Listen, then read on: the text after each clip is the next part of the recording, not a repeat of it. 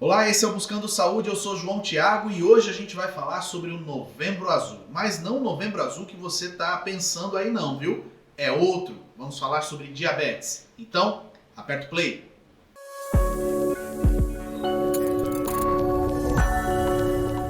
Você está na Dr. Play e se você quer saber mais informações, entra no nosso site www.drplay.com.br, no nosso canal no YouTube, Dr. Play, e também no Instagram, @drplay.tv. Dr. Play, nós transmitimos saúde. E hoje a gente vai falar sobre um assunto que tem tudo a ver com saúde de uma forma geral. A gente está no Novembro Azul, todo mundo associa geralmente o Novembro Azul ao câncer de próstata, ao combate do câncer de próstata. No entanto, existe outra doença que também é combatida nesse novembro. É o Novembro Diabetes Azul. E quem vai falar um pouquinho sobre isso com a gente é a endocrinologista Ana Luísa Rabelo Rolim. Ana Luísa, muito obrigado por estar conversando com a gente. Você está no Buscando Saúde, seja bem-vinda. Obrigada, Tiago. Obrigada pelo convite. Ana Luísa, eu não sabia que o Novembro Azul também era um mês para a gente celebrar o combate à diabetes, uma doença que mata tantas pessoas em todo o Brasil. Isso, a gente chama Novembro Diabetes Azul para tentar diferenciar do Novembro Azul clássico do câncer de próstata, mas é um mês dedicado à informação e à prevenção e ao combate do diabetes, uma doença tão comum e que mundialmente é comemorado no dia 14 de novembro. O dia do combate à diabetes é Isso. comemorado 14 de novembro. Isso. Agora explica pra gente um pouquinho sobre como é que se desenvolve o diabetes, porque eu tive o meu avô, ele teve diabetes ao longo da vida, ele teve durante muito tempo, ele combateu a doença, se alimentava de uma forma muito restritiva e tudo mais, né? A diabetes acabou não levando muito dele, porque ele se cuidava muito, ele era muito rígido com relação a isso.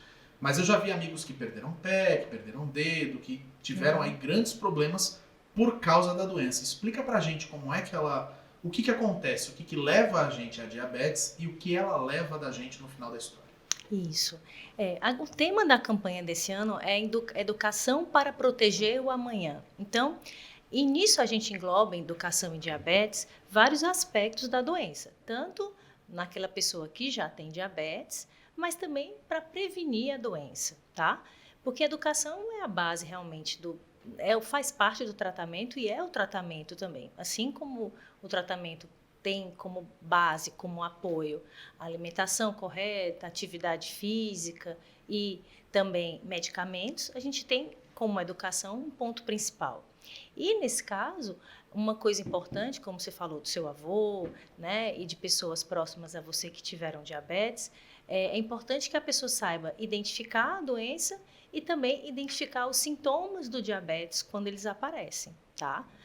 Eu gosto muito de frisar porque o diabetes é uma doença que não dá tanto sintoma também, né? Uma doença que é assintomática na maioria das vezes. Então, ela é muito silenciosa, isso é preocupante também, né? Isso, então é importante que as pessoas que têm algum fator de risco para diabetes, como por exemplo um parente próximo, né? Um pai, uma mãe, um irmão, procurem fazer exames, mesmo sem estar sentindo nada, para fazer esse diagnóstico mais precoce. Quanto mais precoce a gente faz o diagnóstico, mais também a gente consegue evitar essas complicações tão ruins, tão nefastas como uma amputação, que realmente são coisas que são irreversíveis, né, quando acontecem. Mas, doutora, o que exatamente é o diabetes? Ele é um desequilíbrio do que dentro do organismo da gente? Isso. O diabetes é um conjunto de doenças, na verdade, que englobam vários tipos de diabetes, mas é quando a glicose no nosso sangue, que é o açúcar no nosso sangue, está em níveis mais aumentados, tá? Então, a gente chama isso de hiperglicemia. Então, existem vários tipos de diabetes, cada uma com uma causa um pouquinho diferente. Mas o tipo mais comum, que é mais de 90% dos tipos de diabetes, é o diabetes tipo 2, que ocorre por uma falha do nosso pâncreas em produzir um hormônio que chama insulina. A insulina é um hormônio responsável por controlar essas taxas de açúcar no sangue. Então, no caso do paciente que tem diabetes tipo 2, a insulina é produzida, mas não numa quantidade suficientemente boa para controlar a glicose. Quais são os principais sintomas quando a gente está começando a desenvolver essa doença? A senhora falou, não tem muito sintoma, ela é uma doença muito silenciosa, mas tem alguns sinais que o seu corpo dá que está acontecendo alguma coisa. Está fora do esquadro ali. Tá alguma coisa aqui diferente. Como é que o nosso corpo nos avisa? Primeira coisa, assim, só voltando a falar das pessoas que não têm sintoma. Então, todo mundo que tem acima de 40 anos tem que fazer exame para ver se tem diabetes. Qual é o exame, geralmente? O exame de glicose, de jejum, Simples. que é um exame simples, né? E pessoas que têm algum histórico familiar, alguma genética ou algum outro fator de risco, por exemplo, o fator de risco mais comum para diabetes é a obesidade, né? Então, essas pessoas têm que fazer exame de glicose no sangue mesmo antes dos 40 anos, tá? Então, essas são as pessoas que não têm sintoma nenhum, tá? Que devem fazer exames. As pessoas que têm algum sintoma, e quais são esses sintomas? São sintomas relacionados justamente a essa glicose muito alta. Em geral, a pessoa vai ter sintomas quando a glicose está realmente em níveis mais altos. Por isso que a gente pede para a pessoa realmente rastrear um pouquinho antes disso, né? Mas são sintomas relacionados a excesso de sede, né? Boca muito seca, um cansaço excessivo, a pessoa que urina muito, acorda muito para fazer xixi às vezes à noite, mais do que, né, o normal, e perde peso sem mudança de dieta específica, uma perda de peso que não está explicada por uma dieta, por exemplo. Tá? São sintomas mais clássicos. Apareceu algum desses sintomas ou o conjunto deles, é bom já procurar fazer um exame, é um exame simples, não dá muito trabalho. Isso. E tem um númerozinho lá. Qual é o númerozinho que a gente deve... Opa, acendeu a luz amarela aqui, já tem que ter uma atenção. Isso. E a partir de que ponto que a gente pode dizer, eita, aqui é realmente para se preocupar. Isso. Porque a glicose em jejum é aquela glicose que a gente faz no laboratório com pelo menos 8 horas de jejum, né? Então, essa glicose tem que dar no máximo até 99. Esses são os níveis normais.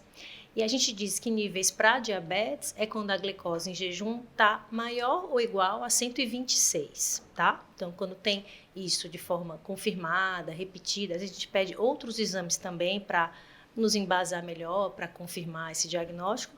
Aí a gente diz que a pessoa tem diabetes. E ainda tem, João, uma fase, uma zona cinzenta aí, Entre que são... esse 99 e esse 125. Isso, que justamente a gente chama de pré-diabetes, tá? Que nem é uma pessoa com a glicose normal, mas também não chega a níveis de glicose, de açúcar no sangue, para a gente chamar de diabetes. E isso também é um diagnóstico, né? Uma situação de alerta, que a pessoa tem que realmente se prevenir e evitar que esse pré-diabetes realmente evolua para diabetes. Em abril surgiu um estudo que apontou pra gente aqui que 9% dos adultos no Brasil vivem com diabetes. É quase um em cada 10. Uma em cada 10 pessoas. Isso. É um número muito alto, é uma doença muito comum, muito mais comum do que eu imaginava que ela era. Sim, diabetes. Uma a cada 10 adultos tem diabetes, mais ou menos, né? Isso estatisticamente. E metade das pessoas, o que é mais preocupante, que tem diabetes, nem sabem que tem diabetes.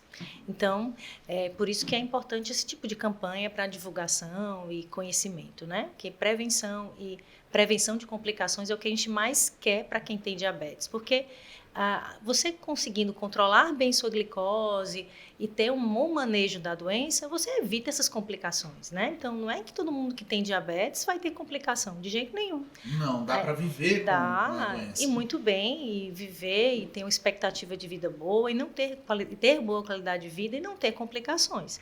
A questão sempre é controlar bem a doença para evitar essas complicações. São mais de 15 milhões de brasileiros com diabetes. O Brasil é o 6º país na incidência da doença no mundo e o 1º na América Latina.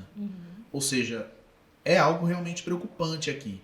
A gente tem um país que é um país com um grande número de obesos hoje no Brasil, né? E isso se associa também à questão da diabetes, porque como você mesma falou, a obesidade é um dos principais fatores que levam à diabetes, que está vinculado à diabetes. Isso. Né? Como é que a gente pode combater essa doença agora, doutora? Isso. Porque a gente está diante de um mal que atinge quase 1 em cada 10 pessoas. 9% da nossa população, mais de 15 milhões de brasileiros. O 6º país no mundo, o 1º país na América Latina. Como é que a gente pode mudar esse quadro? O que a gente precisa fazer para agora? Para onde? Isso. Modificar os fatores de risco para diabetes. Existem fatores de risco, claro, que não são modificáveis. Por exemplo, a nossa genética não é modificável, né?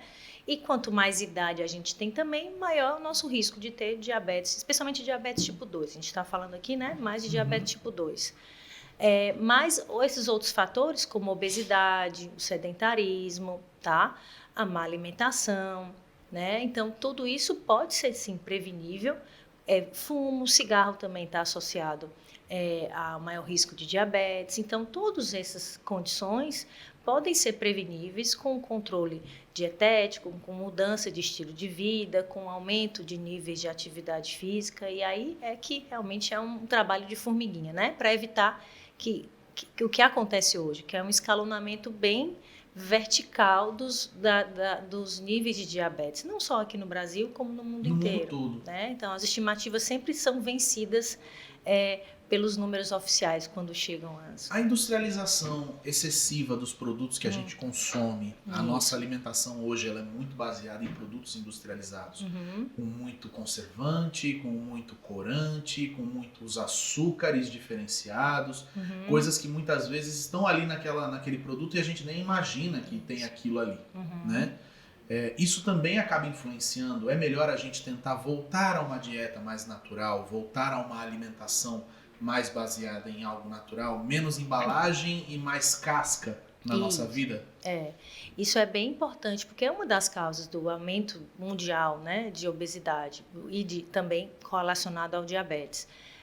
A urbanização, né, que é mais frequente hoje em dia, fez com que as pessoas também se exercitassem menos e comessem mais coisas que não são tão naturais ou que têm algum processamento ou até mesmo ultraprocessados, né? Ainda tem o fator da falta da vida sedentária, né, também no meio disso tudo. Isso, porque isso tem a ver com a maior urbanização, maior realmente a oferta de produtos ultraprocessados, porque esses produtos são mais palatáveis, né? São, digamos, tem mais atrativos de paladar e são geralmente mais calóricos, hipercalóricos, cheios de gordura também, né?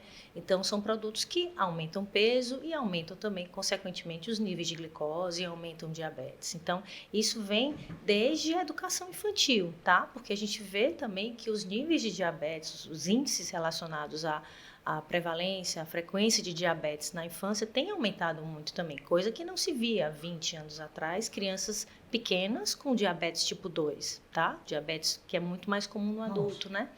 Isso está relacionado justamente ao sedentarismo, mesmos fatores de risco que tem na pessoa adulta, né? Mas esse é um quadro reversível? A pessoa ela tem diabetes do tipo 2, ela vai ter essa diabetes pro resto da vida ou é algo que em algum momento ela pode se curar disso? Isso é uma pergunta interessante, porque assim, diabetes não tem cura, né? Uma vez que eu tenho um processo relacionado à alteração no metabolismo da glicose e o funcionamento do pâncreas, quadro uma realmente... disfunção do pâncreas, ele reduz a produção desse hormônio que a senhora falou, da insulina, ele reduz e pronto, não tem como voltar, isso não volta ao normal, é só você consumindo menos açúcar para ele poder ter uma compensação. Isso, e aí, claro, você perdendo peso, você consegue também garantir um melhor funcionamento do pâncreas, né? Diminuir a tal da resistência à ação da insulina, porque o excesso de peso também gera isso. A gordura, né? Isso. Claro que quando a gente fala em cura, é uma palavra que a gente não costuma usar. O que a gente costuma usar é que há, sim, remissão. O que é remissão? A pessoa pode ficar, até mesmo sem medicação para diabetes por algum momento, em situações como, por exemplo, há uma perda grande de peso, como pós-cirurgia bariátrica, por exemplo, ou após alguns estudos mostram, após dietas realmente que a pessoa perde uma grande quantidade de peso. E sim, pode acontecer uma fase, como a gente fala, de remissão, que não chega a ser cura, quer dizer, a situação metabólica, a fisiologia ainda está alterada daquela pessoa, mas ela consegue até permanecer sem medicação, tá? Então, é uma situação que realmente pode acontecer, mas, no geral, a gente não orienta a pessoa que possa parar o remédio, né? Não, se o seu diabetes está bem controlado, não pare seu remédio, não deixe de acompanhar, porque a ideia é realmente controle. A gente objetiva sempre o controle. Doutora Ana, muito obrigado pelos esclarecimentos. Eu não sabia realmente que a gente tinha esse momento para lembrar o combate dessa doença. Uma doença que atinge tanta gente, né? E que é tão preocupante, tão comum E não é tão difícil de você combater, se você parar para pensar. Sim. Uma mudança de hábitos, uma vida mais saudável, mais colocar exercício na sua vida. São coisas que vão fazer bem não só para diabetes, mas também para todo o resto do organismo. Muito obrigado pela sua companhia hoje. Obrigada pelo convite. E a importância da gente falar em educação, esse palco aqui do Buscando Saúde é para isso, né? Para a gente falar sobre educação em diabetes, educação em saúde, e obrigada pelo espaço. Muito obrigado. Esse foi o Buscando Saúde. Um feliz Novembro Azul, um feliz Novembro Diabetes Azul para quem está combatendo essa doença. Vamos vencê-la todos nós. Se você quer saber mais, www.drplay.com.br. No Instagram, @drplay.tv. No YouTube, Dr. Play. Dr. Play, transmitimos saúde. Até a próxima.